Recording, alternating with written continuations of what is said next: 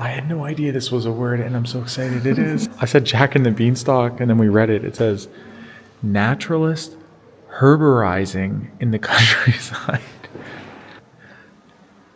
Oh, this is a wicked looking room. Whoa. What is that? There's no way. What? There's a malformation where you can... This is real. This isn't made up. This seems impossible to me, but apparently this can happen. What? There's a Cyclops baby. It's a real thing. No. 1642. Whoa. Seed of a sea coconut? What? The rabbitfish. That looks like an alien. Oh my. Monstrous toad specimen. Oh my god, don't tell me that thing's real. Is that what they would be showing? These are weird creatures. Is this for real? This is disgusting. That thing looks like it's from Alien. What's wrong with this? Is it a big duck? Mute swan? What's wrong with it? It just looks huge. Ew, is this what it drops? Eggs? Anatomy of a chicken. It's just thrown in there. Oh, I like this method where they press the leaves. What am I looking at?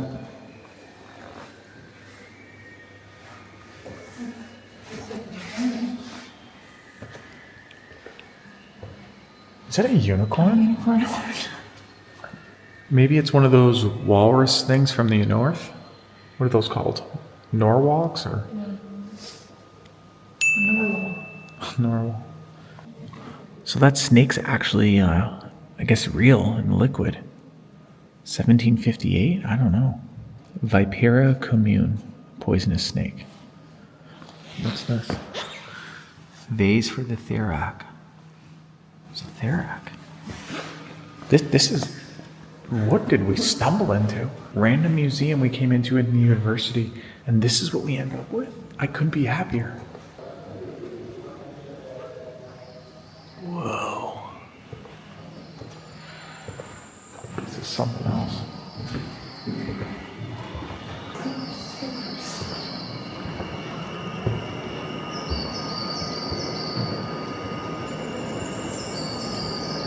What is going on in this room?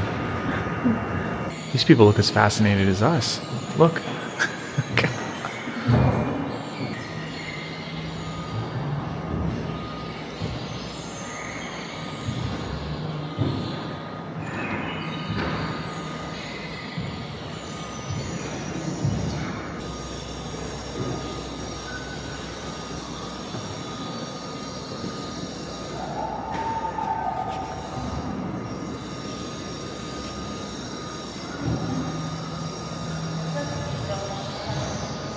The ceiling really encapsulates you into this experience too. Feels like you're underwater.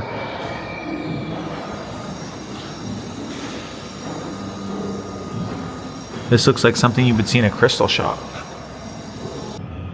Ooh. Pufferfish.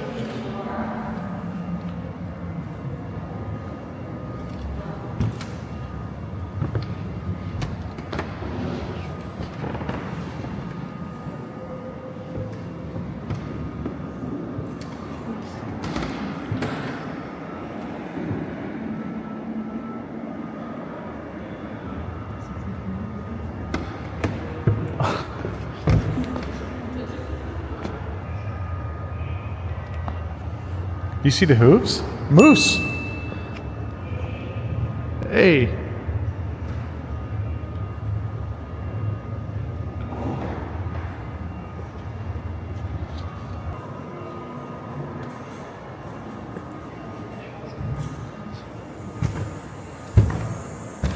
What?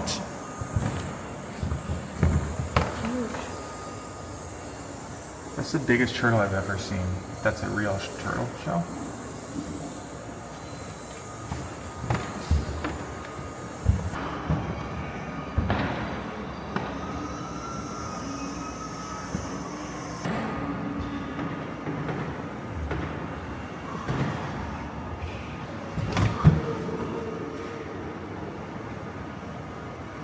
That's a weird one.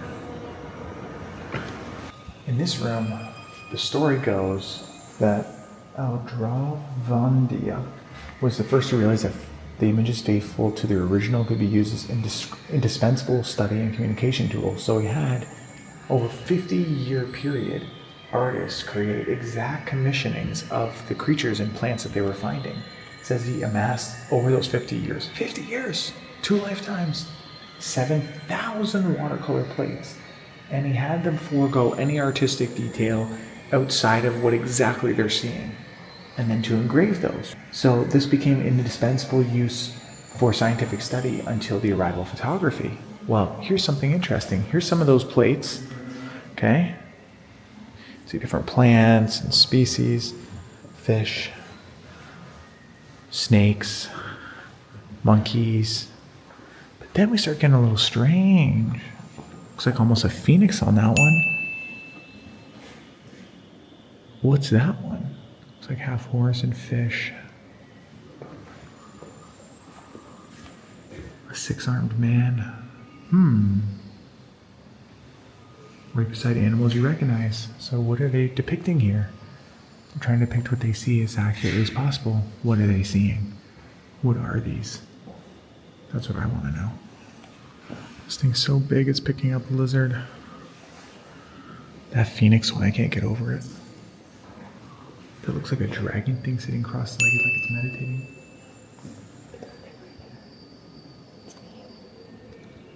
It's a human devil. That's a unicorn up there. Right, so why are they adding those in? It's amongst all the other normal things. Monkeys, chipmunks, rabbits, and then suddenly, right beside them, we have what we're seeing. What do you have here? Do you have myth and reality mixed in? Or do you have actual fact of what we're seeing, that these are real creatures that existed, that they were being depicted here? Why mix them in if they're not real? And if they didn't exist already as they were?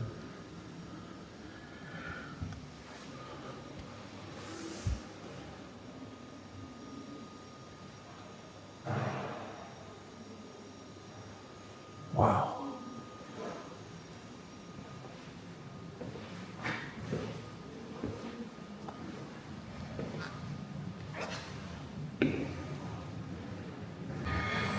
I'm really liking this guy's style. Think about this for a minute. He obtained, over the course of 50 years, 18,000 different artifacts. And it said it occupied every part of his home in Bologna, including his bedroom. And he did this because wandering through his rooms, he could feel and admire those distant lands he could never hope to visit. Because how are you going to visit all these things in one lifetime? It's a lot, even with modern day transportation. So to see him traveling around the world and picking this up and getting it from different correspondents and filling his own home that he lives in with it, including mainly his bedroom. I love that. This guy is the ultimate world traveler. And it said that this was the first museum of natural history. It looks like maybe in the world. And people pass through Bologna to come to experience it. It says not only scholars, but princes, aristocrats, cardinals, churchmen, soldiers, diplomats. And he says these are people he also turned to help finance this situation, this project. Upon his death, he left a collection to the city of Bologna. Library manuscripts, watercolor plates. Look at the history that's gone on past this. That people can come every day and enjoy this now. I'm blown away. This is a modern day hero, as far as I'm concerned.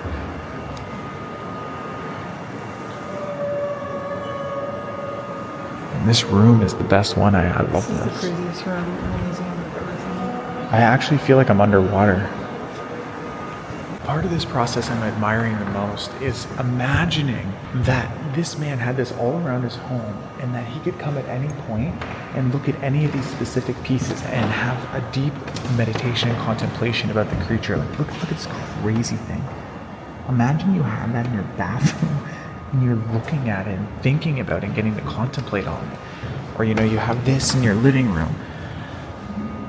And you get to just think this creature's life and imagine it. To me, that's the greatest form of meditation. I have a whole new respect for that now.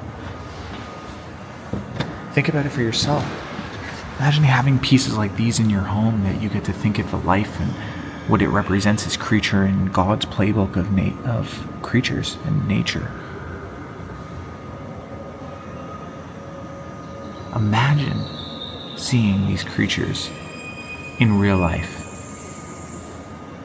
They really put your imagination to a beautiful place.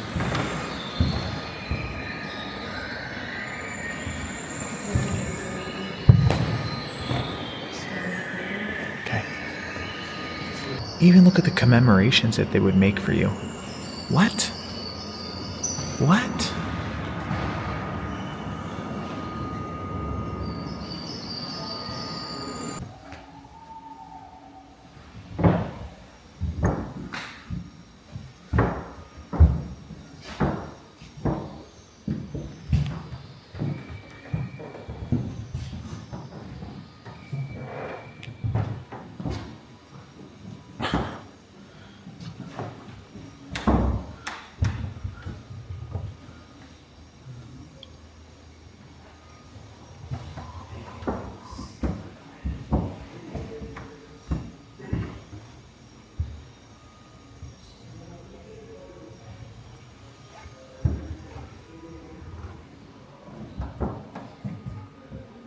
What is that? Elephant large intestine? Is that big? What? That's insanity.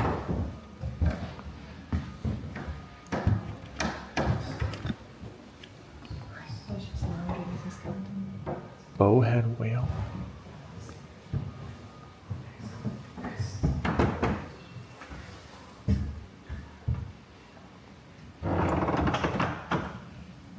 Fusing wax into blood vessels? Why would they even do that? A camel heart. What a camel? Whoa.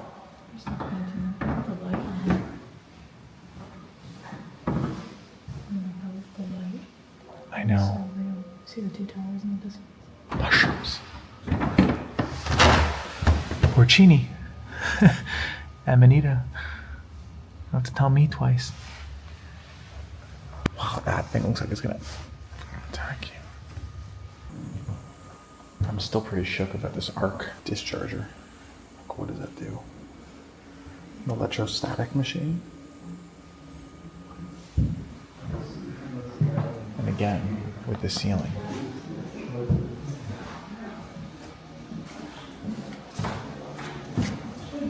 Unbelievable place. This room has something that I'm very fascinated with, and that is star forts, military bastions. And they're very beautiful designs because they actually replicate a natural design of a star. Here's an example. A town from above. These were perfect designs because if you had an enemy invading, there's no point in which they can get access to you easier than you can get access to them. Meaning, let's say you attacked from right here. They can hit you from there, there, and there on all the different angles, yet it's extremely hard for you to get through that, be able to target one. So it leaves really no gaps. If you break through the first round, then you have rounds over here that can get you and move supplies through. That's the general thesis with these star forts, is the angles makes it very hard to penetrate in them. For instance, look how you would try to invade here. They can hit you from here and up from there, and even from there. So these are wood molds of star forts.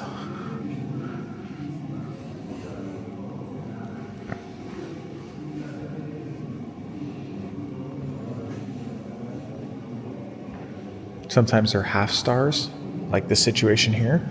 So if you're going to be invaded from land, they have those models, and then here it's more rounded. Wow.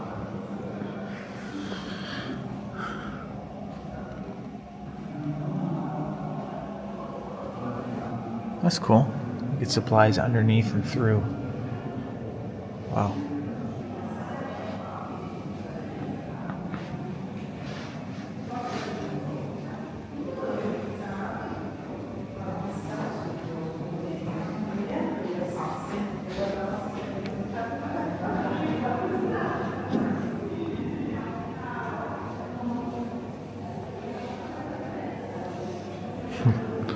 They say every snowflake is unique. I mean, every star fort seems to be unique as well.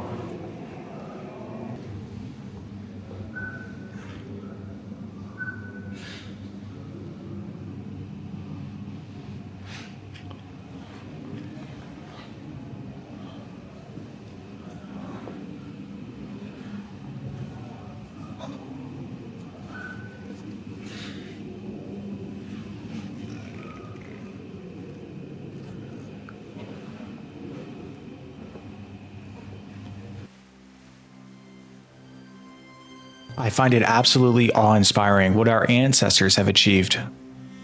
They charted the corners of the earth, they voyaged distant lands at the peril of the unknown, and set sail to see what exists beyond the familiar. Just imagine the immense efforts, coordination, talent, and fortitude they had to map these vast landscapes and oceans out this accurately. Ancient maps are one of the most awe-inspiring feats achieved in human history. I just feel so blessed to be here and see these up close. Pretty crazy we built boats like this. See the amount of detail it would take to carve out all this, the trees, the anchors, sails, all the different rope lines, knowing how they all connect, getting up there to drop some of them and release it. Look how big even the lifeboats are, life rafts. The decorations that you can put on the front. Even going to battle, you had these decorative aspects. I feel it is so critically important at this time in human history to celebrate the past achievements of what we could do collectively. The Zoological Museum in Bologna is my favorite museum I've ever been to, and I wish for you to come experience it yourself. What a magical place. Just imagine the manuscripts in here. There's enough knowledge in this room for how many lifetimes?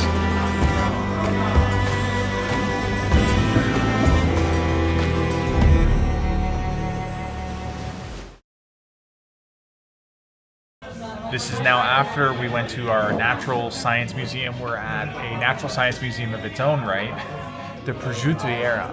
Now, if you look around here, you're gonna see there's all types of wild, wacky things going on, like meat hanging from the ceiling, prosciuttos, like who knows how many pigs are just in this one room.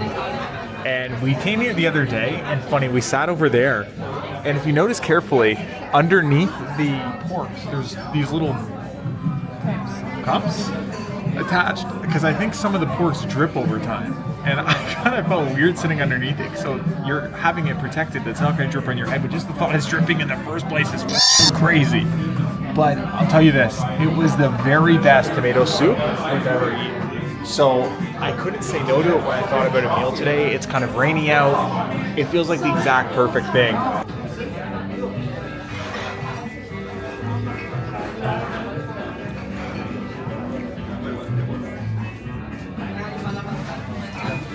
Ah, grazie.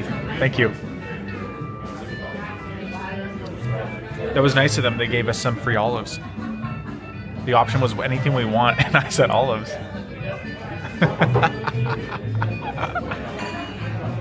There it is, guys. The best one you've ever seen. Those are good. I'm not sure if I should feel demasculated consuming this espresso.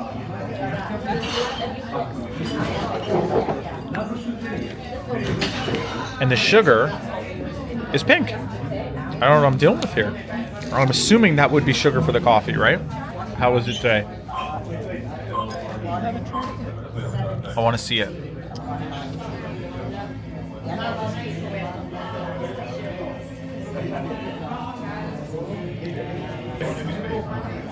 Insane, right? Bread is stale. Stale?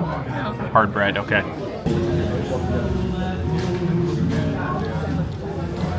Here's why it's so good. One, they douse it with olive oil. There is no shortage of olive oil in that dish. Two, it feels like chickpeas are ground up in it as well. Maybe even a light caper here and there. Salt and peppered beautifully. Tomatoes obviously insane quality. And I can't figure out what the rest is. Maybe there's some onion in there, but it's parsed so nicely. And this is the thing that we hate when we're traveling in the US and you get a tomato soup. What does it always look like? The Campbell's tomato soup, where it's just this wet juice, basically, of a tomato, right? There's no texture, there's no flavor, there's no experience. This is almost like a stew. This is exactly how I want my tomato soup forevermore, friends. Like that. Remember it, encode it in your DNA. Yeah, a little pepper. Oh my god.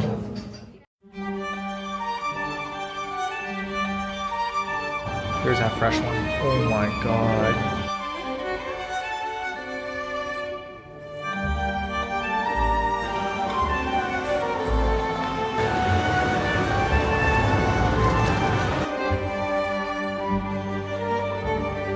And I would love to get it holding the energy of Bologna, Italy.